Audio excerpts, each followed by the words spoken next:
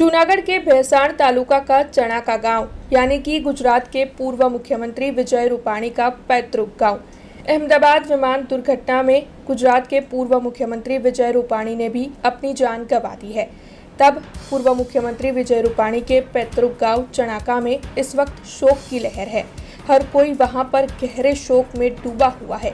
गुजरात के पूर्व मुख्यमंत्री विजय रूपाणी साल में 2-3 बार अपने परिवार के साथ चनाका गांव में जाते थे। वहां पर उनके कुलदेवी भी विराजमान थे। चनाका गांव के लोगों से वो काफ़ी हंसी खुशी मिलते थे, उनकी समस्याएं सुनते थे, समस्याएं सुलझाते थे और उनकी ओर से गांव में विकास के कई कार्य भी करवाए गए थे। तब पूरा गांव इस वक्त स्तब्ध है। पूर्व मुख्यमंत्री विजय भाई रूपाणी की ऐसे निधन की कल्पना भी चनाका गांव में किसी ने नहीं की थी। तब हर कोई उन्हें श्रद्धांजलि अर्पित कर रहा है। तब चनाका गांव को आज बंद भी रखा गया है और पूर्व मुख्यमंत्री विजय भाई रूपाणी की आत्मा की शांति के लिए चनाका गांव के लोग प्रार्थना कर रहे हैं। मारू नाम हरेश भाई रामाणी, हूँ हाल में चनाका गामनो सरपंच छूँ।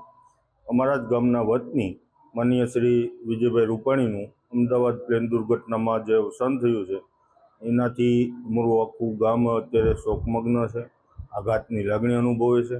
જ્યારે પણ પોતે સીએમ હતા ત્યારે અમારા ગામની અંદર વર્ષમાં 2 થી 3 વખત આવતા અને ગામના દરેક લોકોને, નાના મોટા દરેક લોકોને, સ્ત્રીઓને, દીકરીઓને, વૃદ્ધોને, બાળકોને તમામને મળતા।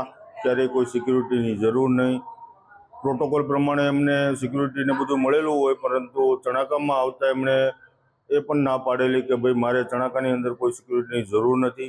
જ્યારે પણ ગામના પ્રશ્નો હોય, રોડ રસ્તાના પ્રશ્નો હોય, પાણીના પ્રશ્નો હોય, વીજળીના પ્રશ્નો હોય, દવાખાનાના પ્રશ્નો હોય, સ્કૂલના પ્રશ્નો હોય, શૈક્ષણિક કાર્યમાં પણ કાંઈ ઘટતું હોય તો તમામ પ્રકારે અમારે છૂટા મનથી અમે એમને રજૂઆત કરતા અને રજૂઆત સાંભળ્યા પછી તાત્કાલિક જે તે અધિકારીઓને પોતે હુકમ કરતા કે ભાઈ આ ચણાકાનું જે કંઈ પ્રશ્ન છે એમનું તાત્કાલિક નિરાકરણ કરો।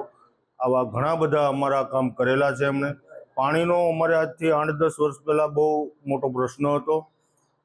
20 થી 25 કિલોમીટર નર્મદાનું પાણી અમારે બીજા ગામથી આવતું। ગામ લોકોએ એમને રજૂઆત કરતા તાત્કાલિક એમણે ભેસાણથી અમને પાણીની નર્મદાની લાઈન આપેલી અને આજે અમારું ગામ 8 થી 10 વર્ષથી પાણી માટે હાવ શાંતિ અનુભવે છે। એ વિજયભાઈ રૂપાણીના કારણે છે। આ જે બનાવ બનતા અમારું ગામ ખૂબ દુઃખની લાગણી અનુભવે છે। અમે જ અમારા જ પરિવારનો એક સભ્ય ગુમાવ્યો હોય એવી અમને અનુભવ થઈ રહ્યો છે અને ખૂબ અમે આઘાતમાં છીએ। हमसे जुड़े रहने के लिए हमारे YouTube चैनल को सब्सक्राइब करें और नई वीडियो की नोटिफिकेशन के लिए बेल आइकॉन को दबाएं।